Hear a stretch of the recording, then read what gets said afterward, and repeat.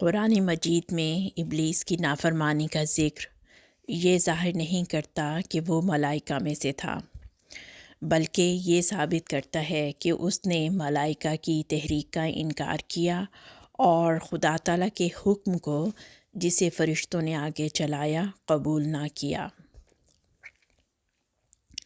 سورہ بقرہ آیت نمبر 35 میں اللہ تعالیٰ بیان فرماتا ہے، اس نے یعنی ابلیس نے انکار کیا اور تکبر سے کام لیا اور وہ کافروں میں سے تھا۔ اللہ تعالیٰ نے اس جملہ میں ابلیس کے انکار کی 4 وجوہات بیان فرمائی ہیں۔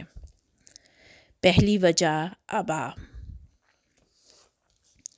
ابا کے معنی ایسی چیز کے رد کرنے کے ہیں جسے انسان ناقص اور اپنے مناسب حال نہ سمجھتے ہوئے رد کر دے۔ بس ابا کے معنی ہوئے کہ ابلیس نے اس تحریک کو اپنے مناسب حال نہ سمجھا اور ناقص خیال کیا اور اس وجہ سے اسے نفرت کرتے ہوئے ٹھکرا دیا۔ سچائیوں کے انکار کا یہ ایک بہت بڑا سبب ہوتا ہے۔ لوگ سچائی کو اس نظر سے نہیں دیکھتے کہ ان سے دنیا کو کیا فائدہ پہنچے گا، بلکہ اس نگاہ سے دیکھتے ہیں کہ ان کے قریب کے مسئلے پر ان کا کیا اثر پڑے گا، اور جب ان کے قریب کے مسئلے پر برا اثر پڑتا ہے تو وہ اپنے انجام کو اور دنیا کے فوائد کو بھلا دیتے ہیں اور سچائی کی مخالفت کرنے لگ جاتے ہیں۔ دوسری وجہ واستکبرا۔ استکبرا کے معنی تکبر کرنے کے ہیں۔ ابلیس نے اس وجہ سے آدم کی فرما برداری سے انکار کیا کہ وہ اپنے آپ کو بڑا سمجھتا تھا اور آدم کی اطاعت میں اپنی بڑائی کے کھوئے جانے کا خطرہ محسوس کرتا تھا۔ قرآن کریم کی سورہ اعراف آیت نمبر 13 میں آتا ہے کہ ابلیس نے آدم کی فرما برداری سے انکار کرتے ہوئے کہا، میں اس سے بہتر ہوں، کیونکہ تو نے اسے تو پانی ملی ہوئی مٹی سے بنایا ہے، یعنی یہ تو گیلی مٹی کی طرح غلامانہ فطرت رکھتا ہے، جس سانچے میں چاہو اسے ڈھال لو، مگر میں تو آگ ہوں، کسی کی بات نہیں مان سکتا، آزاد مزاج رکھتا ہوں، ایسے غلام مزاج والے کی فرما برداری کس طرح کر سکتا ہوں۔ صداقت کے انکار کی یہ دوسری وجہ بھی عام ہے۔ صداقت کے ساتھ جو انکسار اور فروتنی انسان کی طبیعت میں پیدا ہو جاتی ہے، اسے صداقت کے دشمن حقارت کی نگاہ سے دیکھتے ہیں اور ملک و ملت کے مفاد کے خلاف سمجھتے ہیں۔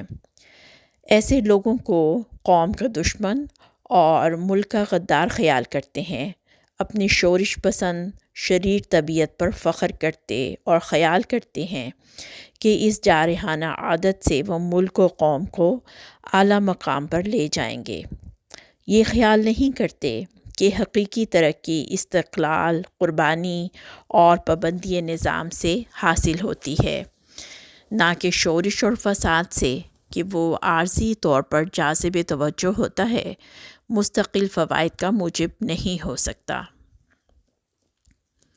استکبرا کے لفظ میں اس طرف بھی اشارہ ہے کہ ایسے لوگوں کے لیے اصل روک یہ ہوتی ہے کہ وہ اپنی سرداری کھوئے جانے سے ڈرتے ہیں، قوم کا فائدہ اور دنیا کا نفع ان کے سامنے نہیں ہوتا۔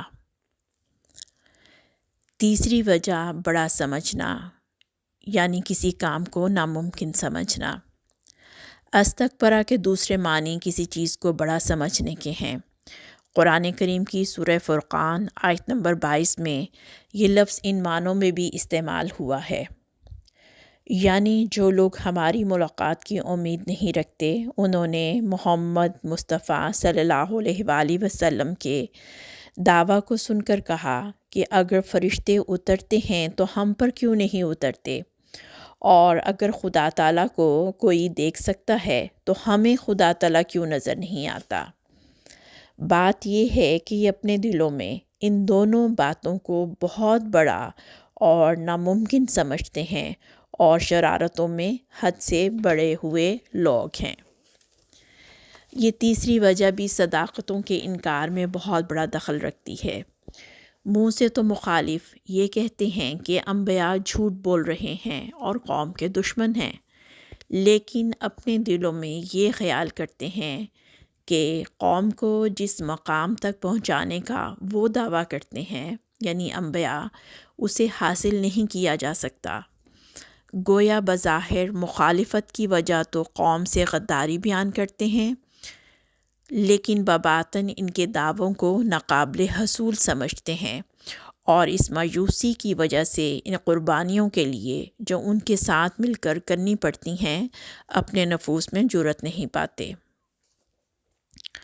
چوتھی وجہ سچائی کا انکار۔ ابلیس کے انکار کی چوتھی وجہ اس آیت میں یہ بیان فرمائی کہ اور وہ انکار کرنے والوں میں سے تھا، یعنی ابلیس پہلے ہی سے منکروں میں شامل تھا۔ صداقتوں کے انکار کی اسے عادت تھی۔ یہ وجہ بھی اکثر لوگوں کو صداقت کے قبول کرنے میں روک بنتی ہے۔ وہ اچھے اخلاق نہ رکھنے کی وجہ سے اچھی باتوں کا انکار کرنے کے عادی ہو جاتے ہیں۔ کمزوری، بزدلی اور اچھی باتوں کے ترک کرنے کی عادت کی وجہ سے جب صداقت ان پر کھل جاتی ہے اسے قبول کرنے کی جرأت نہیں کرتے۔